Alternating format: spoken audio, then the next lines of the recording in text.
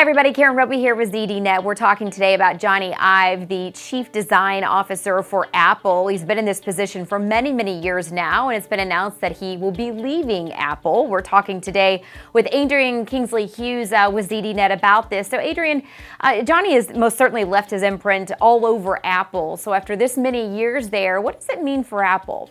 I think ultimately he left because maybe he was bored. I think he's done everything at Apple that he could do. Everything now looks the same. And I think if you're a designer, that's a problem. Apple doesn't really have anything that's majorly new coming out. So everything just looks the same. And I think boredom is probably, if there's anything, it's boredom. As to the effect, I don't know. I think Apple could now decide that they're going to go totally different, maybe take a whole new different direction. But how different can you make an Apple Watch or a MacBook? It all looks the same, doesn't it? So I think essentially him leaving is just going to be, well, we're just going to make stuff look the same because that's what it all looks like, you know, unless they're going to make some new stuff. But an iPad's going to look like an iPad. iPhone's going to look like an iPhone, little monolithic thing.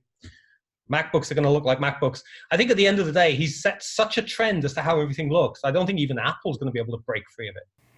Okay, and Adrian, do you think from a strategic standpoint that what Jony was really going for was to create this sleek look and then just kind of streamline it from there? Apple's had an amazing ability to streamline its stuff over the last few years, and that's helped it in many ways. It's helped it have a brand image that everything looks the same, everything feels the same. You move from one device to another, and there's this uniformity through it. He's done a great job on that. He's also done a great job on setting how other companies need to make their products to even compete. Every premium MacBook, every premium laptop looks like a MacBook. It's weird, but it does. Every premium smartphone looks like an iPhone. Smartwatches are odd.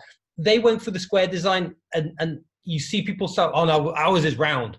That's the only difference, because there were two different kinds of watches, and square watches were actually kind of the ones that weren't selling as well. Apple took an odd direction.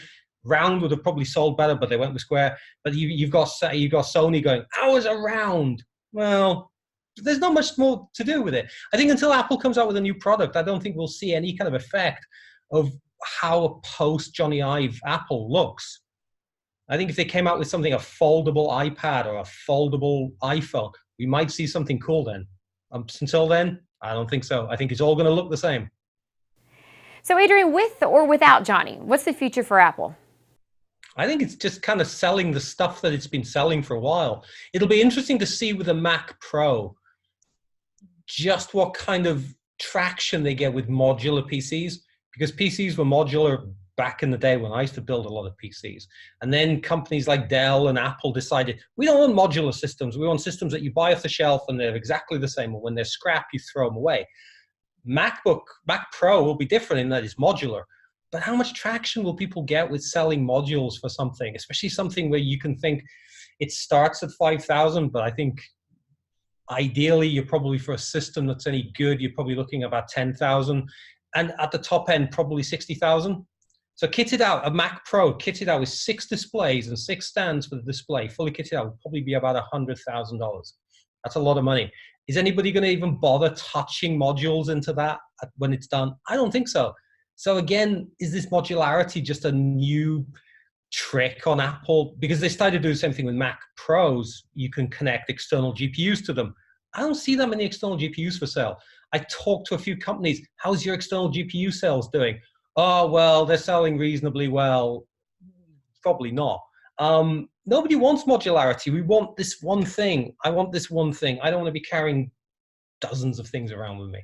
So I think Jony Ive's real legacy will live on if we see Apple come out with something completely different that, say, folds, or say there's a completely new class of product, maybe a TV or something, and we go, wow, that doesn't look like it was made by Apple.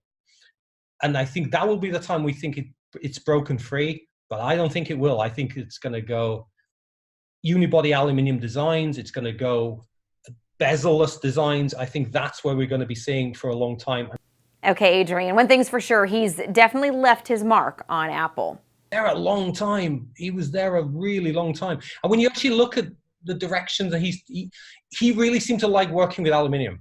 aluminum as they call it over there. He really liked working with that.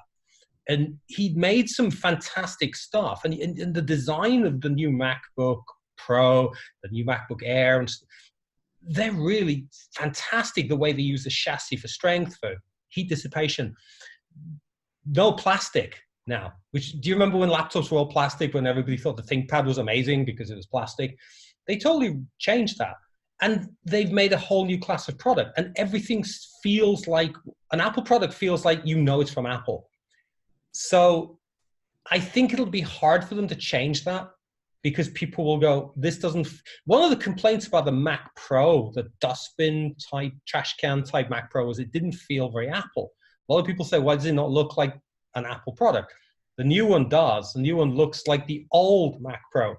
And yeah, I think that it'll be interesting when we see Jony Ive's kind of, will we see his legacy still in Apple in 10 years? Will iPhones still look like iPhones? Will iPads still look like iPads? If Apple comes out with virtual reality glasses or something, how will they fit in with what we're used to from Apple? That'll be interesting to see new products. But then again, Jony Ive is still on tap for them to have his services, because he's setting up a company separate to Apple, and one of the main clients apparently will be Apple. So no more repairable products in the near future, and beautiful products that are unreliable, and keyboards that break, and stuff that we have to replace every 2 or 3 years, like the iPods, which are $150 and last 3 years. 50 bucks a year, $1 a week. Adrian, thank you so much for that. The full article on Jony Ive's departure is on ZDNet.